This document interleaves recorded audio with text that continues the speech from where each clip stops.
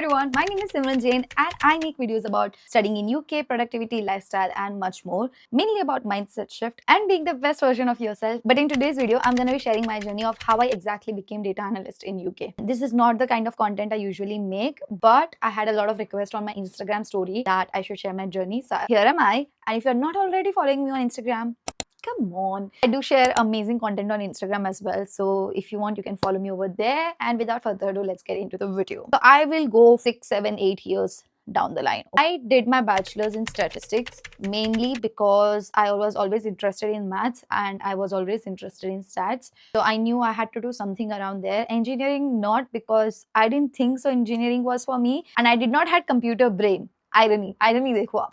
2 years into the bachelor's, I was like, now I need to plan for my future. For masters, if you're doing bachelor's in statistics, you have a very limited options of masters. Masters in statistics, masters in applied statistics, or masters in data science. So I dig up through and I saw that if I do my masters in statistics, I don't have a lot of options open for job, and hence I went for data science just because I was intrigued by how much the data scientists are paid.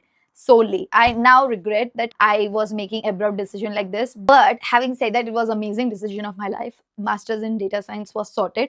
Now, where should I do it from? I gave IIT JAM and I also applied abroad. I was AIR 121 in IIT JAM and hence I was getting NIT Tiruchirappalli or something. So, which was amazing and I was gonna go there. But at the same time, I got scholarship in UK as Vice Chancellor Scholar, and I was like, I was paying more or less the same amount, but I could choose if I wanted to study in India or come abroad, and I chose UK. So I did my master's from Teesside University in UK, and it was one of the cheapest university. The sole reason I chose Teesside University was because it was very cheap. If you are planning to do masters abroad right now, I would say you most of the time it does not matter which university you go in. After graduating, a Russell Group person and you both stand at the same level. So if you are in the phase of choosing your master's degree, please go with the cheapest option available. Actually, I missed a bit, sorry. So when I was doing bachelor's and I decided that I wanted to do master's, I was like, master's in data science is gonna pay well, but how am I gonna go there? Because I don't know a lot about computer. My bachelor's was not in data science. So master's in data science can be done with anybody. Bachelor's in computer science, bachelor's in data science, anybody who have done any course related to it can do masters in data science. So in my head, I was going to be competing with the people who knows computer, who knows data science, who knows computer science. So I wanted to be on that level. Third year in the BSc statistics, I started upgrading myself in terms of data science courses. I did couple of courses from Udemy. I learned a lot from YouTube. So Power BI and all, the basic version I learned from India itself. I know what relationships were. I know what one-to-one, many-to-many relationship was. I know how to use SQL. I developed a lot of knowledge without even starting my masters. And that gave me an edge. Because when you are doing your masters abroad, you are so busy in your job, you do part-time job, you do this, that, and you're always so busy that you don't get time to learn from in-depth. And I'm saying you, if I would have not done those 6 to 7 courses and spent time in that, I would have been struggling in my masters. But I did not, because I chose to do that, and I was like pretty content and happy that okay, now I've prepared for my masters, now let's go for masters. I came to UK. Even after coming over here, I didn't give up on learning. All the courses, all the projects, I tried my level best to pace in all of them. I have networked a lot. I really had a long conversation with all the professors so that they can guide me of how and what should I do, because in the back of my head I also wanted to keep an option for PhD open. So I was communicating through all the professors, I was talking with everybody, and I gathered information, and also I was trying my level best to ace in all the possible lessons. I did my internship in my masters, which gave me an edge in getting jobs later on. So one thing is,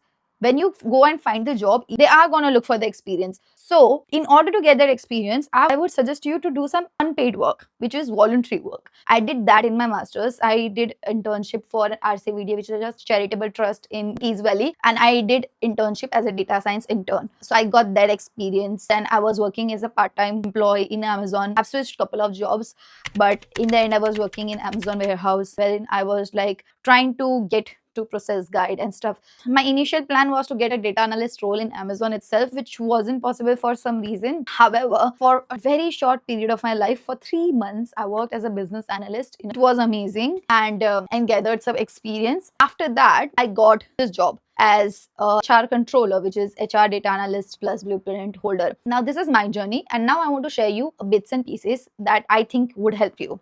I got a lot of messages asking if we are from international business management, can we jump into data analyst? And if yes, how? Yes, you can definitely jump into data analyst. You have to do a couple of courses. Since you do not have background of data science or data analysis, you have to self-educate yourself with lots of topics, which is not impossible, but it is a lot of hard work and it requires a lot of dedication. Having said that, if you're already in UK and if you're planning to do that, then I think it is a bit too late. Reason being, you only have PSW of 2 years.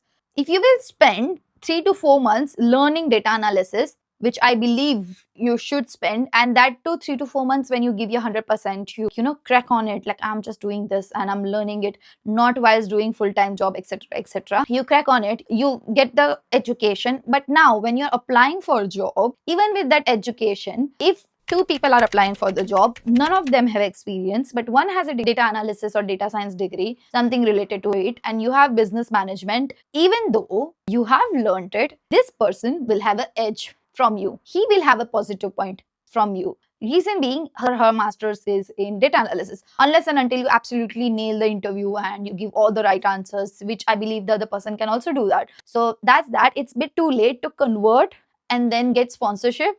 If your end goal is sponsorship, if your end goal is just learning, then please go ahead and learn data analysis. But if you're thinking कि मैं convert करके sponsorship भी ले लूँगा, that I think is a more far-fetched dream, but you do you. I'm just giving you a reality check. Up next is what really helped me was my communication skills. Every time your resume will be shortlisted, you will get a telephone screening round, which is always the first round of interview. In that telephone screening round, you have to show your level best communication skills. Even after that, I particularly had 4 or 5 interviews for this job and I aced all of them, all because I was able to communicate that A, either I know this topic, what you are telling me, or B, if I don't know this topic, I have the ability to go and research through and bring the best version of myself. So it's either of it. But to communicate what you're thinking, you should be able to put your words across in the best way possible. So work on your communication skills. Up next, I was applying everywhere and I got a lot of interview calls. So I was giving 5 to 6 interviews at one point of time. And this role, since I'm a people's person and since I love to talk and communicate, I thought this role sits well in my realm because I know how data analysis work and I also know how to talk to people. So I thought this was the perfect blend of everything that I knew and I can give my best in this role, and hence I chose this role. Otherwise, I was applying everywhere in business analyst, data analyst, you name it, and I have tried it. Now, having said that, how to apply for jobs? I would suggest you that if you are looking for different job titles, then make different resume for different job titles. I had different resume for data science, data analyst, business analyst, etc., etc. And then I used to use those resume for those job titles rather than making different resume for different company as people suggest, because I think that's a lot of work and I didn't wanted to do that. In my head, I had a shortage of time. One extra tip that really helped me is to divide your job search time instead of spending the whole day on just one website. For example, if you have 7 hours, spend 1 hour on Indeed, 1 hour on LinkedIn for connections and applications, 1 hour on CV Library, 1 hour on Total Jobs, 1 hour applying directly on company website, and use the remaining time for other job portals or following up on applications. This way, you're covering every possible platform instead of depending on just one. Also, try to apply for latest job postings because they usually have a better chance of being seen by the recruiters. One thing I forgot to mention is that courses alone are not enough. What really helped me was working on as many hands-on projects as possible. Every project taught me something new because I worked with completely different type of data sets. For example, I worked on charitable trust data, geographical data, biological MRI data sets, football analytics, laptop price prediction, customer churn, and employee attrition projects. Working across different domains helped me understand how to solve different business problems instead of just learning one technique. After completing all those projects, I organized everything into my own no-code portfolio website so recruiters could see my work in one place. I also shared my projects on LinkedIn and GitHub because it helped me showcase my skills publicly. If you're planning to become a data analyst, don't just collect certificates, build projects, document them properly, and create a portfolio. Your projects are proofs that you can actually do the job and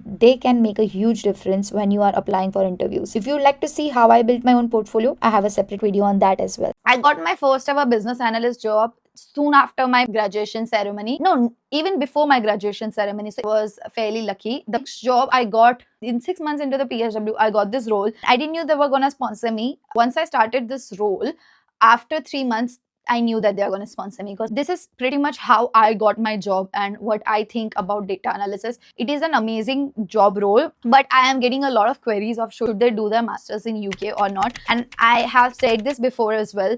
If you have abundant money, if your parents can take care of your finances while you're doing your studies, then please feel free to come over here. It is an amazing experience. But having said that, if you're going to take a loan to come over here, then please do keep in mind that either go for the cheapest university so that you can pay back in your PSW, or else B, rather choose some other countries. Reason being, right now UK is very competitive. I know a lot of people who has gone back and who were not able to secure job. I know there are a lot of influencers out there. They are saying you and selling the dream of working abroad and studying abroad. As glamorous as it sounds, I don't want you to get a massive loan and come here and then regret that decision, because I know how difficult it is to pay back your loan and lose your hard-earned money. So I definitely don't want that. Having said that, if you're coming over here, please be vigilant and please be very focused from day one. Please do not think कि मेरे पास बहुत time है. नहीं है आपके पास time कहाँ जाएगा बिल्कुल समझ नहीं आएगा. मुझे खुद को यकीन नहीं हो रहा कि मुझे आके 4 साल हो चुके हैं. So please do not think that you have a lot of time and go out there partying, da da da da da. Experience everything, please do, but do not ever forget your goal and your focus.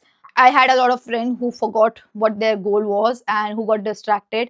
Hence, they were a bit late in getting the job, etc. etc. So, I don't want anybody else to suffer through that. Yeah, I think this is it. I think this was something that I could add. And if you like this video, please feel free to drop a like. Please don't subscribe following this video क्योंकि मैं ऐसे video नहीं बनाती हूँ. I mainly make videos about being the best version of yourself. And if you're interested in being the best version of yourself, then you can follow me. And yeah. This is Simran Jain and I'll see you at the other end. Till that time, take care, bye-bye, see you. And connect with me on Instagram. If you want me to make a video on a particular topic, you can connect with me over there. Bye.